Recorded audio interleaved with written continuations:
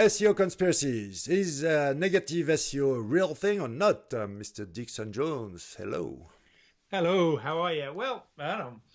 I mean, you're the expert on negative SEO. I'm gonna let you do most The of the black talk on hat. this one. You've got the hat on and everything, so you got the black hat. Must be true. Correlation, causation.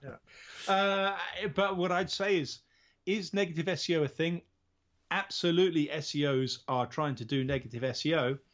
When I talk to Google Gary, he does still, or the last few times that I've spoken to him, he does still say that every time he has a look at an example, he can see another reason why it appears to be a negative SEO that's the overriding factor, but isn't. So I don't believe Google on this one. I think the negative SEO probably can hurt a website, but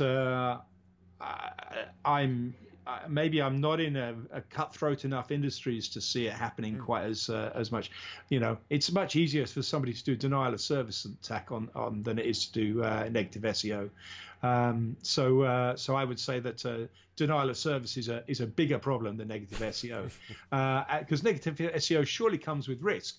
Because if negative SEO is trying to do spammy links to a website, there's every chance you're going to go and do exactly the opposite to it. So, Yeah.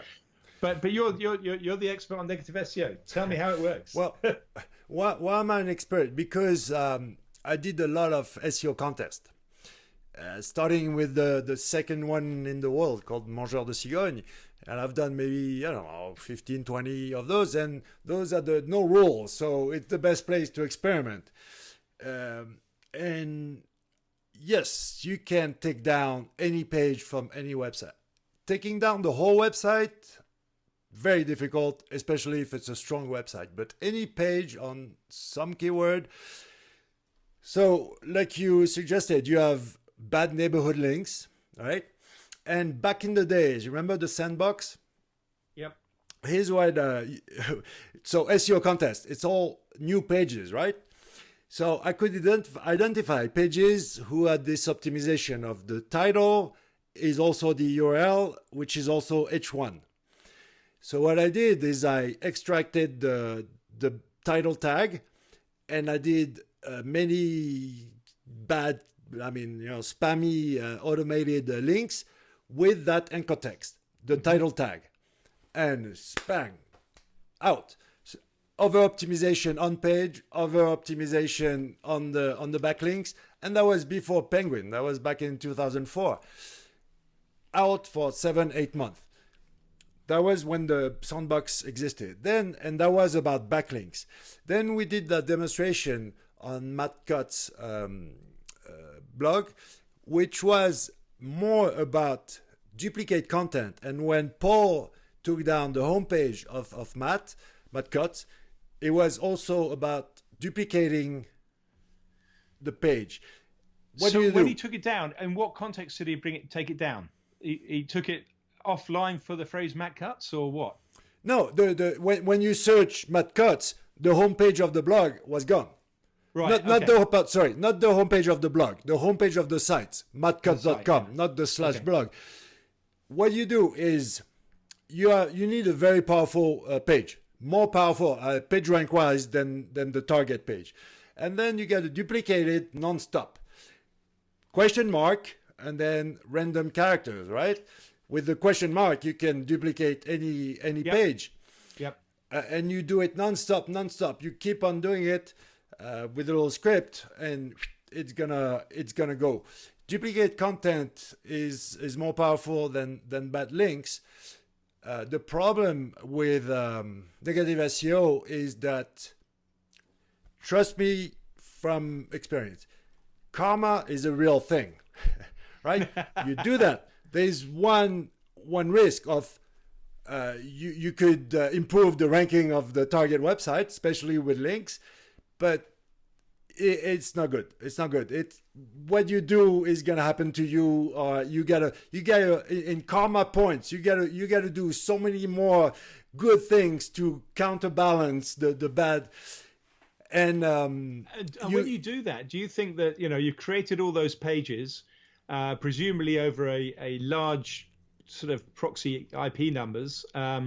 do you think that reduces the influence of all of those IP numbers? Do you think you can damage an IP number or not? I don't know. I don't think the key is not the number of pages, because you also have to index and put some page rank on all those duplicate pages. But as far as IP, I never thought about it, actually. I don't know. Maybe in theory, yeah. I mean, because Majestic's still got a bad domain checker, a neighborhood checker, which I think is still free to use to this day. And all it does is it looks at the number of websites, a number of domains on the same IP number, and you see the list of all the domains on the IP. And if you start seeing, Black Hat is us, and I'll get you to.com, and and a whole load of really crappy websites, and you've got 1,000 different websites on the same IP number as yours, that's probably going to do two things. Firstly, it's going to restrict the bandwidth to the crawl. So what does happen anyway, regardless of Black Hat or White Hat, is that if your site is co-hosted with a lot of others on the same IP number, and the other sites have millions of pages to your 10, what share of crawl budget are you going to get, given that Google is trying not to take down the server when it crawls? So that's number one. But two, if there's if 90% of those are bad domains and dodgy domains, Google, if I was Google, I'd sit there and say, well, it's just easier for us to block that IP number whilst it's all going on. It's just mathematically easier to do. So why shouldn't the IP number be a ranking factor? I think it goes back to the previous topic about these duplicate content, the penalty. We just use the flaw in the algorithm, where Google sometimes doesn't know. So instead of taking a bad decision, if it doesn't know, it's just going to throw everything away instead of saying, okay, I don't know, there's something fishy here. And it doesn't want to understand furthermore. It's just like, okay, out. There's enough good stuff so I'm not going to try to understand what's going on here. It's just too big of a mess. I do find that the Black Hats or negative SEO as an approach seems to me to be, when you talk about karma, it's certainly short term, because all you're doing is trying to bring down somebody else. You're not making yourself better. You're making the other person look worse. That can only work surely for short term and for crap, really. I mean, I can see how it can work when you're doing the SEO contests, and certainly when I saw the SEO contests, what tended to happen was the winner came in about 24 hours before before the end of the content, and suddenly arrived, and everyone said, where the fuck did that come from? How do I negative SEO that? And then then it's won. And I think that's not necessarily the proof that a person is a good long-term SEO for a brand. Sure. that it might appear. Trying to be there and be resilient is a different thing. And these competitions were all around phrases that didn't mean anything, so there was nothing there before. So, but yeah, okay. So another thing that I used a lot was redirects. It's not exactly a flaw. It's an algorithm weakness. It's very difficult for Google to understand redirects. It's not that easy to 301, 302, but be creative. What about a 302, then a 301, then a 302? You can break Google with redirects very easily. I'm just going to leave it at that. But if you want to experiment with redirects, it still works. And that was a matter of seconds before the page was out. Last time I tried negative SEO was maybe 2013 or something like that. It was for a talk, right? SEO in Paris, SEO Campus. It was with my friend Paul. So okay, we haven't done it in a while, so let's try it. And I had a client on a competitive keyword, and there was a network of websites that I saw appeared a couple of weeks before. So okay, let's try that. So what we did is we did it with bad links this time. We went to Black Hat World or Fever or something like that, Fiverr. And we bought a blast, and the key is you got to buy blast off the blast. So you got to link the links, right? You got to push the backlinks. So those are automated links, and we didn't expect the results.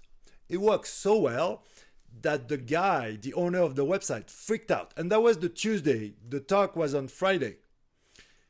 On Thursday, the guy removed all his websites, deleted everything because he saw an attack and he freaked out. What I want to say is also, if you do negative SEO and if you got smart people in front of you, they got to figure it out it's you, because they always benefit someone. And I've never seen a case of someone being attacked and reaching out to me or one of my friends, and we're always able to figure out who was the attacker. Social engineering and talking and seeing the results. So then all hell is going to break loose, because it's one thing to attack someone, but if that someone figures out is you, then it's going to escalate. Yeah. All I'd say is please don't do negative SEO to the audience. It's not. I think your point about karma is well met. Really, there are better things to do in life, especially in these modern times. Trying to make the world a better place is better than trying to make it a worse one. Really, it's one thing to experiment it in a SEO contest or whatever, and to understand it, but to apply it on a real life example and in a business. Trust me, I know very well how to do it. I know all the tricks. And if someone like me who knows all the tricks don't do it, ask yourself, is it really worth it? And I don't know how the law stands on it, but I suspect that there are things that you can be doing along there, which are seen as illegal in the process as well. If you're copying content and playing it back to somebody, then you're ripping off their content for a start. So that duplicate content is now taken and copied and used against somebody. So there are ways in which you may be breaking the law when you do negative SEO. Oh, and there's one little step to go into the illegal hacking type of thing, because especially you duplicate the URL, ? And you produce tons of URL on duplicate URLs. Well, it could be interpreted as if you got a good lawyer. I mean, if the guy in front of you has a good lawyer, he could say, "Hey, that's hacking." That's well, it's certainly taking your content without the owner's permission. So modifying the website without the consent, and that's again, a good lawyer might be able to make it pass for hacking. And again, that was for information purposes. That's it. And I didn't give you all the keys. If you want to try to apply it after all I said, you might get in a little trouble. But if you want some history, Google up Dark SEO team and see that Matt Cutts himself appreciated what we did, because in 2007 for April Fool's, which is a couple of days from, well, I don't know when this is going to be released, but he took down his website and made a fake hacking statement by the Dark SEO team, by us. So that was... He had a good sense of humor, Matt. And interestingly, Matt Cutts' website was one of the very few websites where the homepage didn't have the highest, trust flow anyway, but let's say page rank. The blog page had a higher page rank than his homepage. Yeah. And like I said before, if we were never able to take down the homepage of the blog because it's so powerful. Individual pages or the homepage of the website was a lot weaker, so you could take it down. Like I said before, if a strong website is the best way to protect yourself against any type of attacks. And most of the negative SEO is like a technical issue that's going to take down the site. That's most of the cases. Gary might be right on that, saying that most of the cases I see are people doing a mistake, canonical redirects or duplicate, whatever it is, that's going to throw away the website. But so let's... Okay, so any Googlers watching, he's the black hat on this one, all right? Okay. I'm what's called a white hat hackers. Okay. I never used, and that's why I think Matt Cutts liked us, because we never used black hat SEO as for profit, right? It was just for the game. But because we didn't need to back then. We were making so much money with just doing regular SEO. I mean, that was back in the days. Maybe we'll talk about the old school SEO where affiliation and AdSense and all that stuff was still worth it. Okay. So, but for next time, we got to guys have good karma. Karma. It's all about karma.